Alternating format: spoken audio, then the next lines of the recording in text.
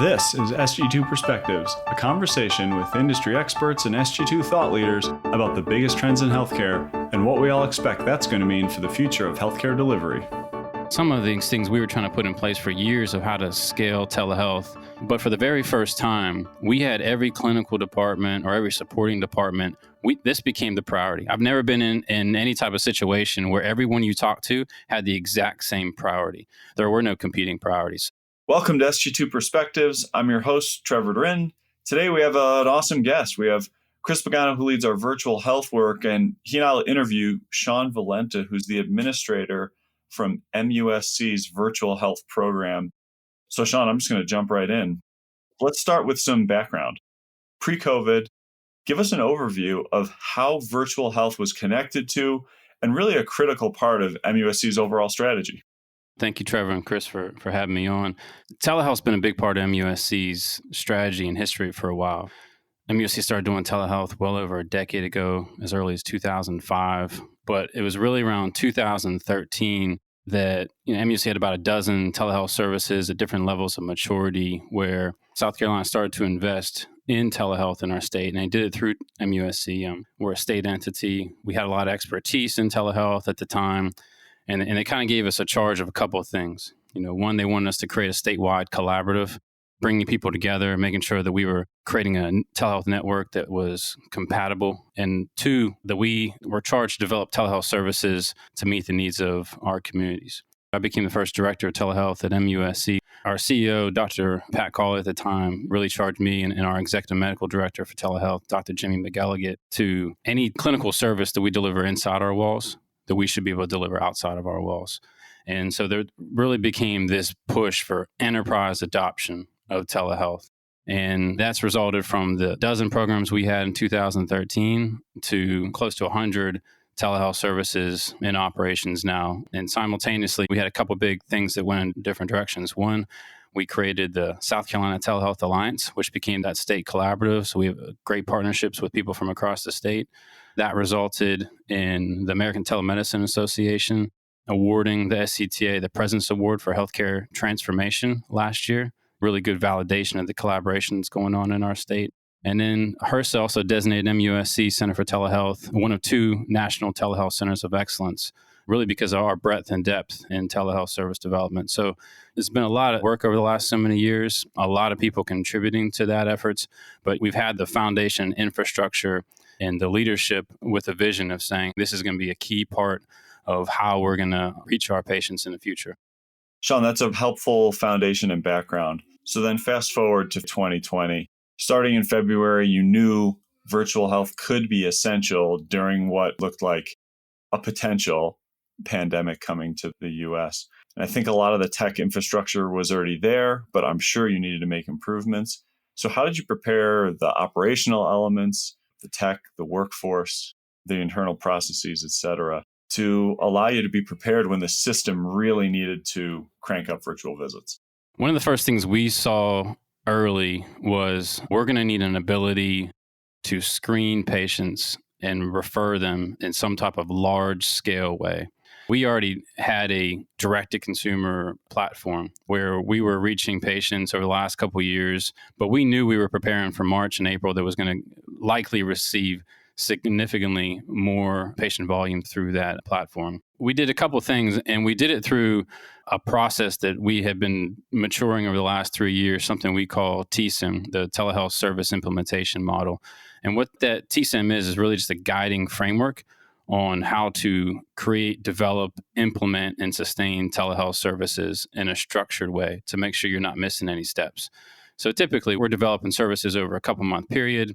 We had a couple weeks that we knew we had to spin something up quickly. So our initial strategy on that was, and the strategy is the first phase of TSIM, of knowing that we need these statewide screenings for referral to a drive-through testing that we were also simultaneously setting up at MUSC. So MUSC was actually the first on the East Coast to set up drive-through testing, and we were the first in the country to set up this virtual assessment coordinated with the drive-through testing component.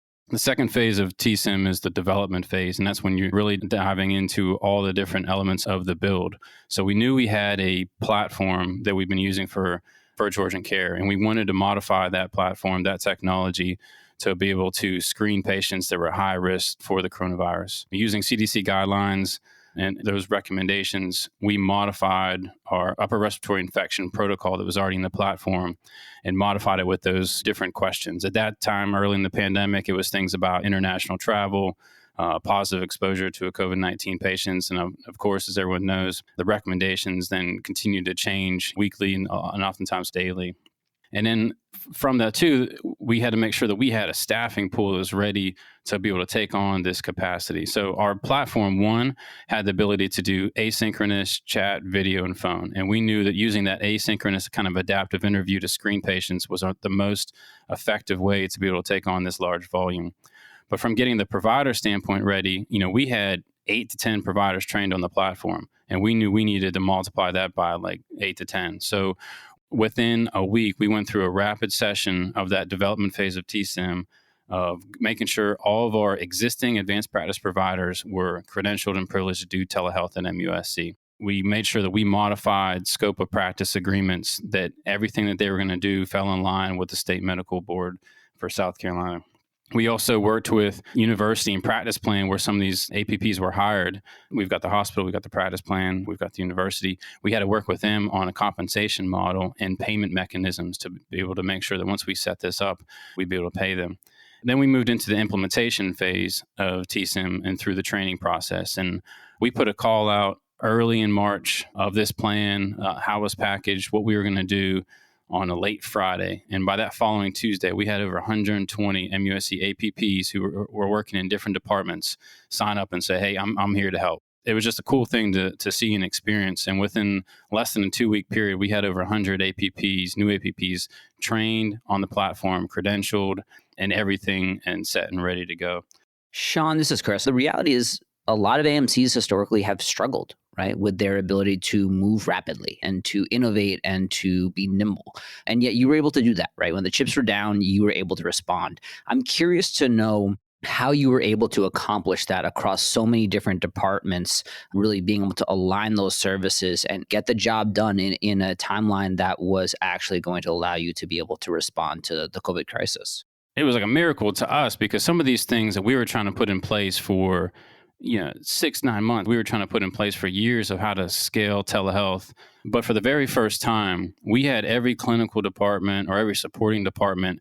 This became the priority. I've never been in any type of situation where everyone you talk to had the exact same priority. There were no competing priorities. We had people that were coming to us, how can I help? And part of me was like, you ain't returned my emails for a couple months now. and it was fantastic to be able to see that type of response. It's extremely impressive to see what MUSC as an organization can do when we all have the same priority and we're all working the same direction. I mean, it was miraculous. And we just passed 1,000 visits on that platform in September. We were doing a couple thousand January, February. We saw over 30,000 patients come through in March. I mean, our president, Dr. David Cole, stood next to our governor, McMaster, early in March. And our governor said, MUSC.care, go here. We will screen you. We will make sure that appropriate people are tested. We were prepared for that, and we were able to handle that. So you have this historic strategic buy-in, which of course was invaluable as you knew you had to really rapidly ramp up and pivot in late winter, early spring, prepared for a shutdown. How was virtual a part of reopen and restart strategy? It's been a couple of things. So one of our, I would say, initial big efforts early was around in the ambulatory space. When a lot of ambulatory visits were being impacted across the country early in the pandemic, MUSC had one of the hardest hits anywhere because we closed one of our big ambulatory sites that we had just opened up a couple months before. Our worst week, we dropped about 70% of our baseline volumes in ambulatory visits. And prior to that, we didn't have a really dedicated telehealth strategy in the ambulatory area because there was no reimbursement for that. But over the next couple of weeks, our senior leadership, our CEO is pushing everything's going virtual as much as we possibly can. And there was so many physician leaders. We stood up an ambulatory telehealth steering committee, a lot of collaboration between the ambulatory side, information solutions, telehealth, rev cycle, all those different groups came together to really push ambulatory telehealth. The Commonwealth Fund has been putting out, a lot of good efforts in regards to ambulatory and how that was impacted. They showed that on average throughout the nation, organizations were able to get 14% of their baseline volumes flip virtual at the height of this early around, kind of March, April area.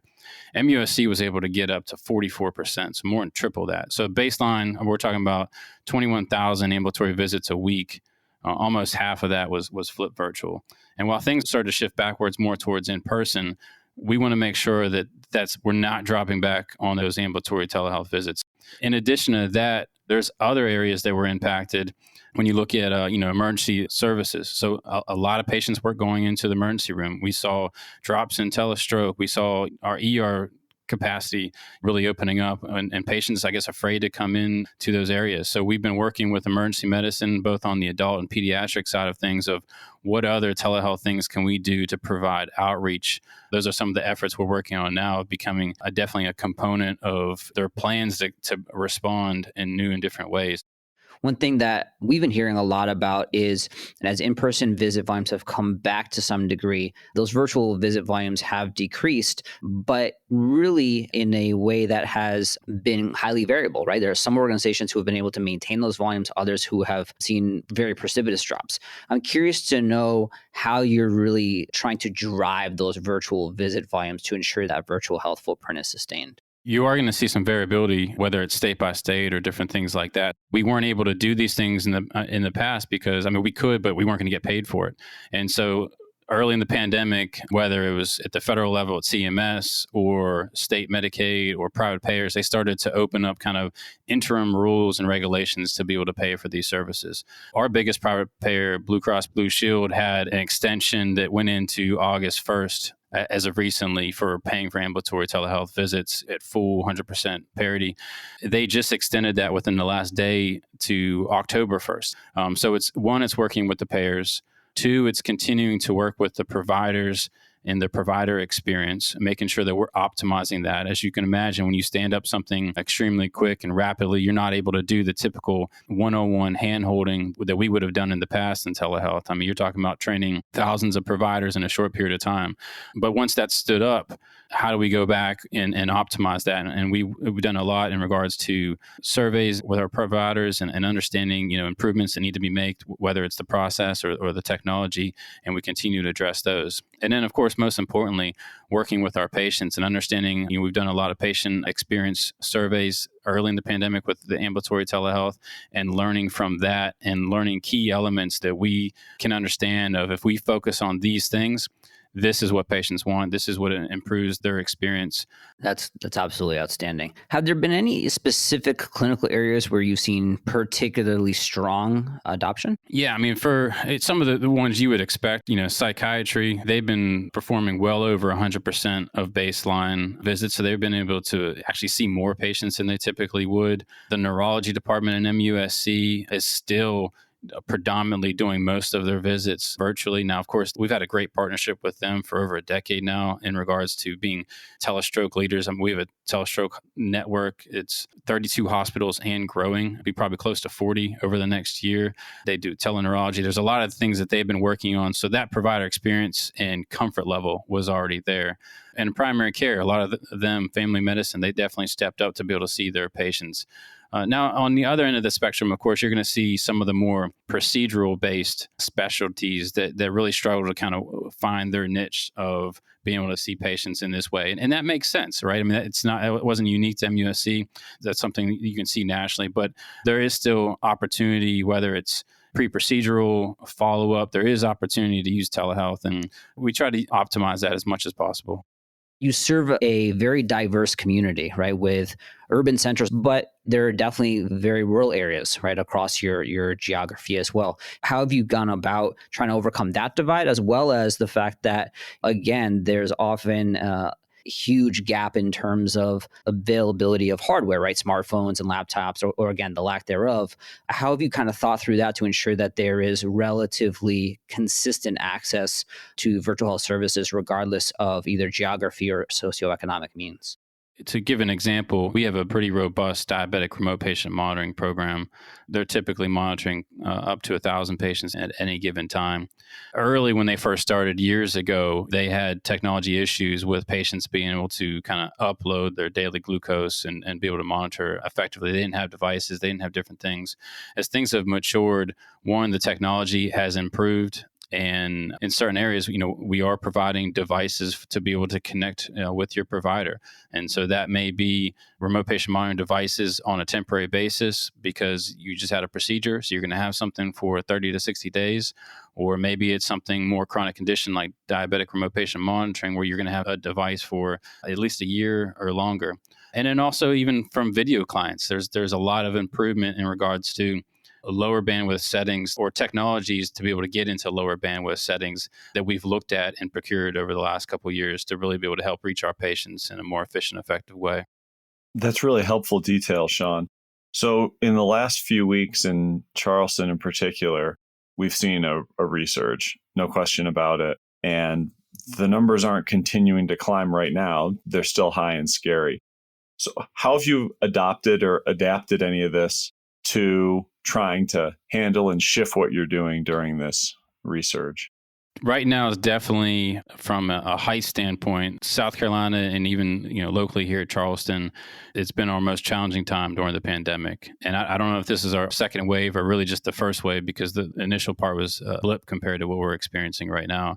I would say from a telehealth standpoint specifically, we have all the infrastructure in place and everything was already set up. So we are well positioned to reach our patients. We have a remote patient monitoring program that is monitoring COVID-19 positive patients in their home. If they're not sick enough, they don't need to be in a hospital, but we still want to be able to monitor them in case their condition worsens and to be able to get them into a medical facility safely if needed, to be able to monitor their symptoms. We had that infrastructure set up and we're continuing to do that. We're just seeing more patients. Say more about that monitoring. Is that kind of clients independently putting in their clients, customers, consumers, people putting in their information?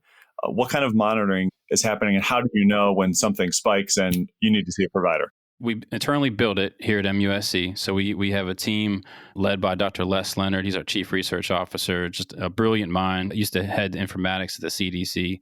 His team built this tool that we're using through our electronic health record. It's a PRO, patient reportable outcome tool, where patients can report on their symptoms daily. And we have nurses that monitor that information in kind of dashboard format and has the ability to intervene when we're seeing patients, maybe their status is declining, their increased shortness of breath. And we've had then some patients that we've had to make sure that we get safely transported to a facility before it gets really worse. So we have the ability to say, hey, listen, your status is declining. You need to get some in-person help.